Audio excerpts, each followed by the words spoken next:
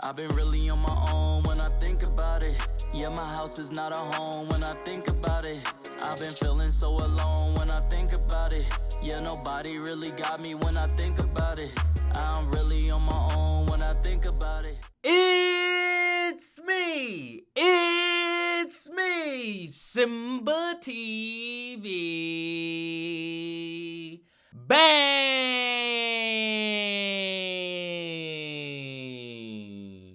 What is good, YouTube fam? It's your boy Simba coming back here again with another reaction video for you guys today. For today's reaction video, we got 15 unsettling discoveries in Canada nobody can explain. Now, man, I haven't did one of these in a while, and your boy is back on it, man. When it comes to Canada, all I think about is nice people and how they never start any drama. So this is crazy to see this title, and I can't wait to jump up in it. Let's get it.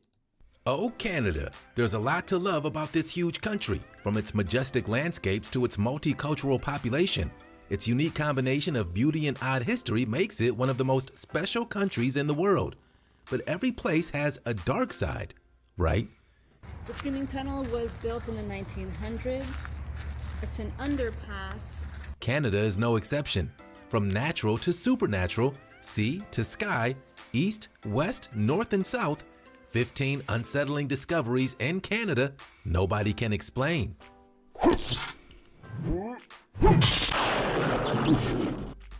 Number 15. The Devil's Hole.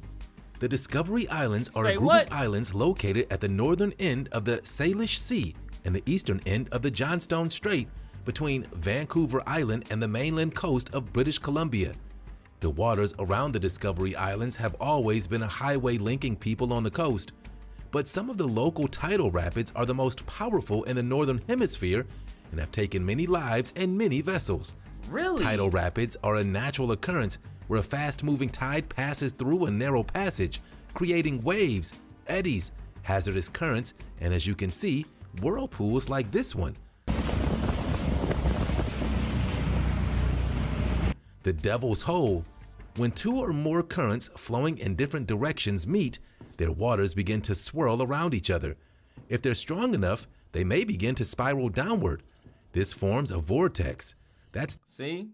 This is why I don't go in the ocean. This is why I don't go in the water, man. Because things like that.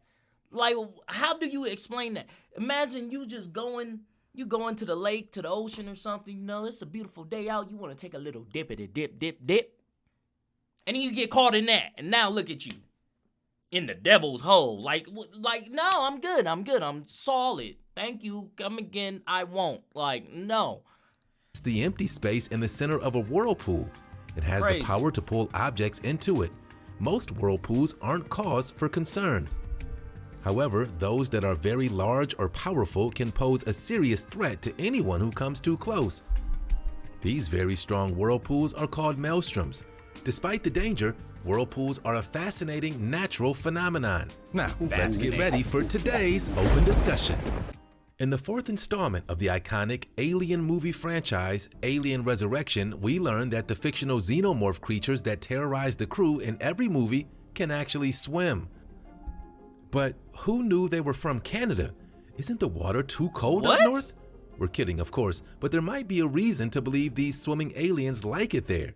In fact, the Canadian government has actually recently released 20 years of reports describing Canada's so-called alien activity.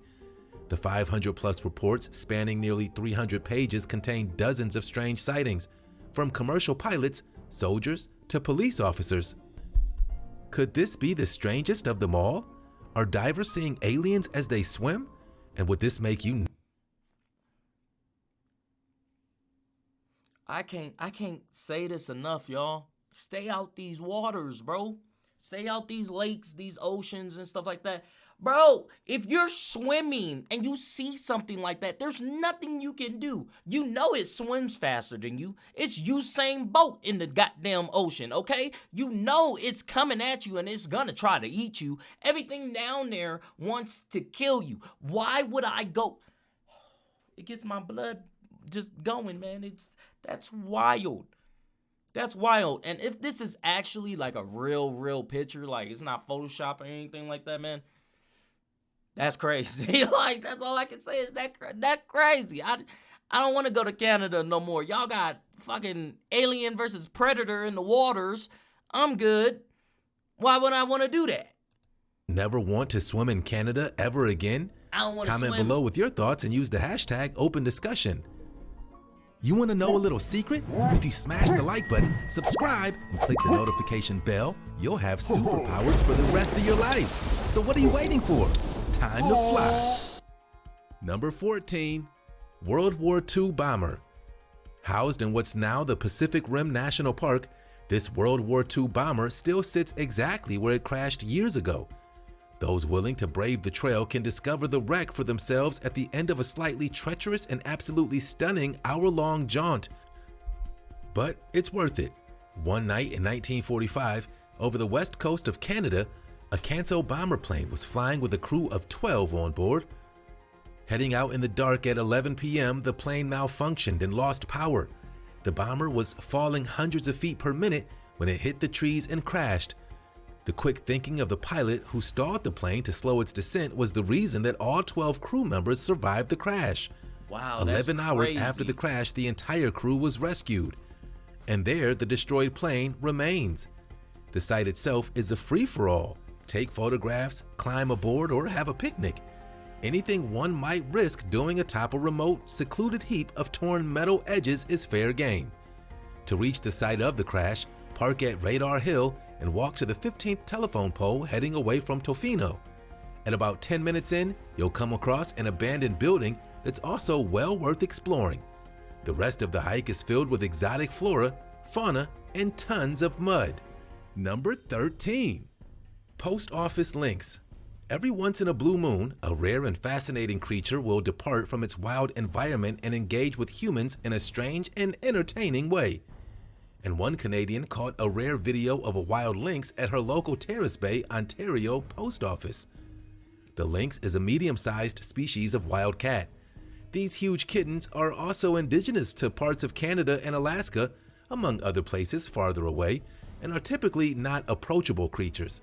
Like any wild animals who aren't domesticated, they can be dangerous. But this particular cat is apparently indifferent to the whims of humans because this cat's very clearly annoyed to have been bothered. His reaction? Not today, lady. It's quite a distinctive wild cat. Their legs are short and powerful, and their feet are large and round to help them travel over deep snow. They're also padded underneath, and so they're well adapted for hunting in severe winter conditions. Not as swift or powerful a runner as some of their feline relatives, they find prey by sight and sound. They hunt by stalking and ambushing or jumping their prey rather than chasing them down. They generally feed on small prey such as hares, rabbits, birds, and foxes, and switch to larger prey only when food becomes scarce. Number 12. Alien activity. Recently, spectators at the Nat Bailey Stadium in Vancouver were stunned to spot what appeared to be a UFO in the sky. The blue object, adorned with the requisite flashing lights, appeared during the first game of the best-of-3 North Division final between the Vancouver Canadians and Everett Aquasox. Once the audience noticed, many people posted pictures and videos of the mysterious object alongside exclamations of concern and astonishment. Does Canada have alien activity to worry about? It looks like it. Turns out, not in this case. The UFO was in fact a drone flown by the Canadian Planetarium to deliberately fool spectators. The convincing UFO was actually a drone designed to resemble the shape of the local space center and was repeatedly sighted around Vancouver. The recent sightings at this stadium are what made it go viral. Why would you do that? But it makes us wonder, why would you do that? Like, that's freaking people out. Like, people are thinking they getting abducted and stuff. Like, you know, like, if I'm a fan in that crowd, I'm freaking out. Like, I'm out of here, bro. Like, I'm not gonna sit here and wait for them to come down and take me. Like, how many UFO sightings are actually drones? According to paranormal experts, far more than you may think. The increased use of unmanned drones by government and private groups is responsible for all sorts of strange sightings around the world. The thing about drones is that you can make them look like UFOs. Number 11. White Grizzly. With less than 55,000 grizzly bears left in the wild across North America, the sighting of even one is a cause for celebration. Hence, you can only imagine how exciting it was when some Canadians spotted 2 young grizzlies, one with rarely seen all-white fur, foraging alongside the Trans-Canada Highway in the Rocky Mountains. The bear seemed to have ended up by the side of the road as they searched for food and climbed over a fence meant to keep them away from the highways. And other motorists have encountered the white bear, now called Nakota, which means friend or ally in the native language of the area's 3 Aboriginal tribes. Though there are a few variations of white bears to be found, such as the Kermode bear in British Columbia and the polar bears in the Arctic, white grizzly bears are extremely rare. While early speculation suggested Nakota could be an albino bear, which would also be pretty uncommon, the bear would have also had different color eyes and skin if this were the case. Instead, the bear's unique hairdo is the result of a recessive gene in the species that's nearly never seen in a wild bear. The park officials hope that once the bears exhaust their search for food around there, they'll just blend back into the wilderness. Number 10. The Last Aphobia in Newfoundland. Newfoundland and Labrador on Canada's east coast are one of the most spectacular whale-watching places on Earth. The world's largest population of humpback whales return each year to feed on capelin, krill, and squid along the coast. Another 21 species of whales and dolphins visit along with them, including sperm, pothead, blue, and orca. But as exciting as this is, it's not for everyone. A close encounter can be kind of scary. Kind of. Aphobia is a type of kind of scary. Bro, you got this 2-ton fucking sea creature jumping in and out of the water and blowing water out his head. Kind of scary? No, it is scary. It's fucking terrifying. specific phobia that involves a persistent and intense fear of deep bodies of water, such as the ocean or sea. What makes this phobia different than aquaphobia, the fear of water? Where aquaphobia involves a fear of water itself, the Thalassophobia centers on bodies of water that seem vast, dark, deep, and dangerous. Because it People is. are not afraid of the water so much as they're afraid of what lurks beneath its surface. Exactly. Like these beautiful whales. Some of these folks' reactions are excitement. Others, not so much. Between May and September, you can see these big beauties feed, frolic, and even breach near shores. Catching a single glimpse of these majestic animals is an exciting and awesome experience, whether it's from the deck of a tour boat, the side of your sea kayak, or a seaside trail. Number 9. Face in the rocks. Was it created by man or by Mother Nature? That's what many are wondering about a giant face that appears to be carved into a cliff on a remote island near Vancouver Island. A Washington State kayaker stumbled upon the face back in 2008 while paddling past Reeks Island in the Broken Group Islands. When the kayakers stumbled upon the carving, they took pictures and sent them to Parks Canada, but weren't able to pinpoint the precise location. The park authorities knew the island was as traditional as the First Nation territory, so they contacted the local administration office, and now they're trying to solve the mystery of how it got there. Did someone carve it? And if so, when? Or is it a natural rock formation that only looks like a face? To answer those questions would require a closer look, but its location is surrounded by a rugged shoreline and rough waters that so far have prevented close examination. Bruh, that's creepy. You hiking up and you just walking, you just having a good old time, smiling. And you look up and you see this looking back at you. Oh, I'm releasing, like, I'm shitting myself, like. Mother Nature is capable of creating all sorts of amazing things, though the face is very striking. What? But they still can't definitively say if the face is man-made or not. So for now, the mystery remains, which is okay with Parks Canada. The mystery is what makes the face so fascinating. Number 8. Dead Toe Cocktail. This strange cocktail is practically a rite of passage for visitors to Dawson City, Yukon in northern Canada. It's a simple drink, a shot of whiskey with an unusual accompaniment, a mummified human toe. No and it's way. called Sour Toe Cocktail. How did this Nah, that's wild. Is it a real human toe? Like, that's wild if you're actually going there and drinking that. That's wild, bro. That can't. Don't tell me they actually doing this stuff out, man. An orthodox beverage come to be. It all started during Prohibition with a nasty case of frostbite. In the 1920s, the rum-running Lincoln brothers, Louis and Otto, got caught in a blizzard. Louis put his foot through a patch of ice and soaked his foot. When the brothers got back to their cabin, Louis's right foot was frozen solid. To prevent gangrene, Otto used his axe to chop off Louis's toe. He placed the toe in a jar of alcohol to commemorate the event. In 1973, legend has it that the Captain Dick Stevenson found the jar and the toe in a remote cabin. Yo, that's He came so up with the disgusting. idea of the Sour Toe Cocktail Club, an exclusive club with one membership requirement. In order to gain admittance to it, potential members must drink the legendary cocktail. That's nasty. There's just one rule. You can drink it fast, you can drink it slow, but your lips must touch that gnarly toe. In June 2017, the toe was stolen and later returned via mail to the owner. The rules have changed in the past 27 years. The sour toe can pair with any drink, but the rule remains the same.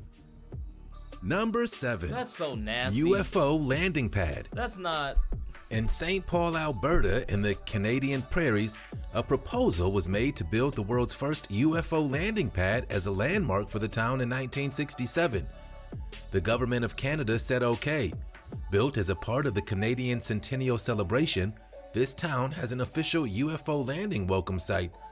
Weighing just over 130 tons, the large flat concrete structure contains a time capsule to be opened on the 100-year anniversary of the pad's opening in 2067. A large map of Canada made from stones from each of the provinces adorns the rear of the pad. In the 1990s, the site officially opened an adjacent UFO Tourist Information Center to welcome visitors. As you enter St. Paul from the west, drop in to visit this landmark and see the UFO exhibit downstairs. This is an opportunity to view actual photographs of UFOs in crop circles. The exhibit is designed to educate. A sign next to the pad reads as follows: "The area under the world's first UFO landing pad was designated international by the town of St. Paul as a symbol of our faith that mankind will maintain the outer universe free from national wars and strife. That future travel in space will be safe for all intergalactic beings. All visitors from Earth or otherwise are welcome to this territory and to the town of St. Paul." Number 6. The Frank Slide. The town of Frank in Alberta, Canada, was a small 600-person mining town. That is, of course, until a mountain fell on it. In the middle of the night on April 29, 1903, a 3,280-foot wide, 1,400-foot high, and 500-foot deep slab of rock separated from a mountain and crashed down onto the town. The bustling coal mining town was founded just 2 years earlier and was located at the base of Turtle Mountain. In less than 100 seconds, the rock slide obliterated the eastern section of the town, killing close to 100 people. While the landslide was a great surprise to the townspeople, it was apparently not such a surprise to the local native tribe who stayed away from the mountain and called it the mountain that walks.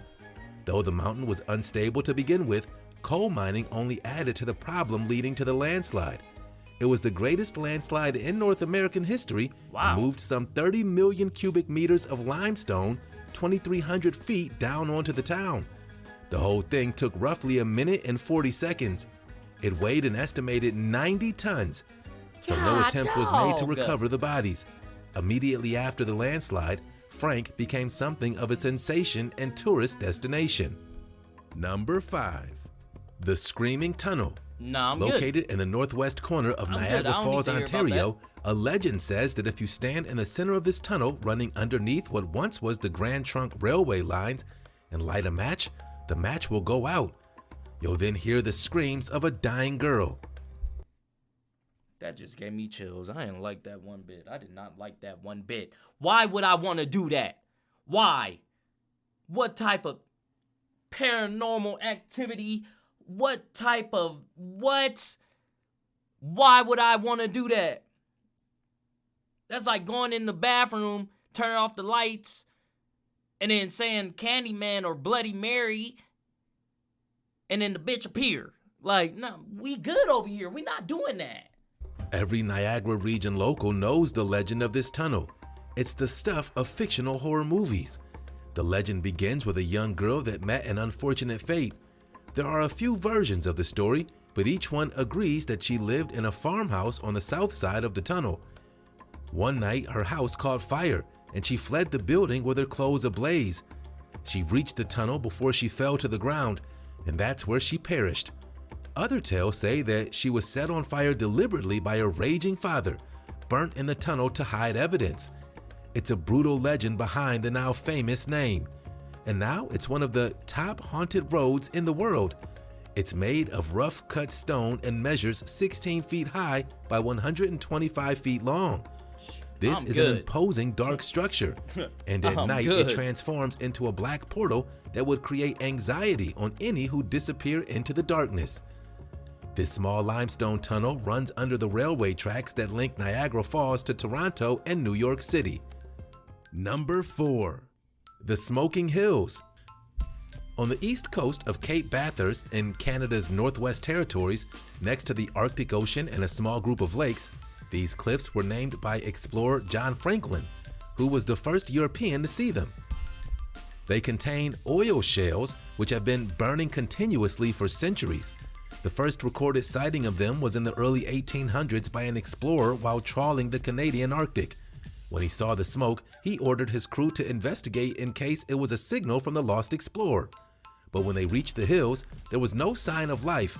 It was reported that the crew took a piece of smoldering rock back to the captain and that it burned a hole right through his wooden desk. Wow. The crew was convinced that volcanic activity was causing the hills to burn.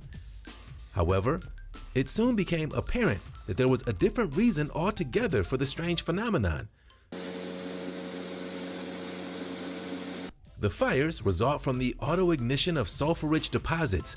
The clouds of smoke have given the region its name, and although the soil of the region contains much limestone, the buffer effect has completely disappeared, and they might be burning away, sending plumes of gas across the landscape. And now it's a multicolored, fiery wonder. Number 3. The lights are on, but no one is home. This town's lights are always on. The streets are lined with neatly trimmed trees and there are freshly mowed lawns, yet no one has called Kitsalt home since 1982. If you think of a ghost town, most people probably imagine ruins. Roofless houses, dirty broken windows, rotting floors. But this place on the north coast of British Columbia, Canada, you'll find rows upon rows of immaculately kept houses, shopping centers, restaurants, banks, pubs, and theaters, all abandoned and sitting empty, but untouched and spotless. The town, near the Alaskan border, had a brief existence. It began in 1979 as a community of workers of the mines nearby, mined for precious and semi-precious metals such as silver, lead, zinc, and copper for nearly a century, leading to the establishment of many boomtowns, such as this.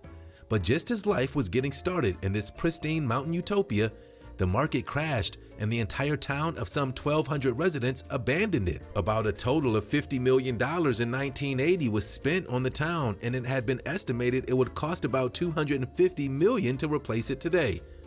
After the town was abandoned by its inhabitants, Kitsalt became the town that time forgot. Number 2. Melting ice reveals ancient bacteria. Climate change is causing cratered permafrost in Fort McPherson in Canada's Northwest Territories. Warming temperatures are melting previously frozen layers and exposing organisms that produce carbon dioxide into the air. Scientists say that frozen organisms in that surface are now being exposed to the air, producing carbon dioxide and contributing to the greenhouse effect. In recent years, warming in the Arctic has outpaced projections so rapidly that scientists are now suggesting that the poles are warming 4 times faster than the rest of the globe. This has led to glacier melt and permafrost thaw levels that weren't forecast to happen until 2050 or later. Damn. In northern Canada, this abrupt thaw has created sunken landforms known as thermokarst, where the oldest and deepest permafrost is exposed to the warm air for the first time in hundreds or even thousands of years. So certainly there is the potential there for this carbon, if it's released as carbon dioxide, to have a really huge effect on greenhouse gases and climate warming. And that's why there's been a growing fear about a possible consequence of climate change: zombie pathogens, specifically bacteria and viruses preserved for centuries in frozen ground, coming back to life as the Arctic's permafrost starts to thaw. Number 1. Monster in the Lake. In Canadian folklore, the Ogopogo is a lake monster said to inhabit Okanagan Lake in British Columbia. Some scholars have charted the entity's development from First Nations folklore and widespread water monster folklore motifs. The West Bank First Nation describes this fierce lake monster as having a snake-like body over Loch Ness Monster. I'm telling you, when it comes to the ocean and these lakes and stuff, there is nothing that I won't believe. You can tell me Abraham Lincoln is living down there, I'll be like, I believe it, because we haven't explored all of it, bro. I believe it. You're telling me the truth. I believe it. That thing is ugly as hell. Look like a big ass duck in the water. I believe it's there. 50 feet long. Some say it looks like a horse. Others say it looks like it's reptilian or goat-like. And today, the famous monster in the lake now plays a role in the commercial symbolism and media representation of the region. This 8-foot-tall, 14-foot-long sea monster statue resides at the bottom of the lake. It's a life-size homage to the legendary Ogopogo. The statue of the legend resides 30 feet beneath the surface at Paul's Tomb, to the left of the bay in Knox Mountain Park. It was installed in the early 1990s with a team and the artist who designed it. The artist's rendition of Ogopogo resembles the snake-like description. They got together a team of divers, towed it across the lake, slowly sank it, and then anchored it to the bottom of the lake. One of their biggest concerns was boats putting anchors down and catching him, and that hasn't happened yet. It certainly has become a popular place to dive and explore. See, Canada is a pretty fascinating place, despite these unsettling discoveries. But don't let it stop you from checking it out for yourselves. It's a big country with so much more to explore, and there are more videos on the way as well. So stick around. I didn't know Canada was like that, man. I didn't know Canada had all that weird stuff like that, man. But if you guys like this video, go ahead and hit that thumbs up button for me. Thank you guys for commenting, sharing, and subscribing, and I'll see you guys next time. Peace.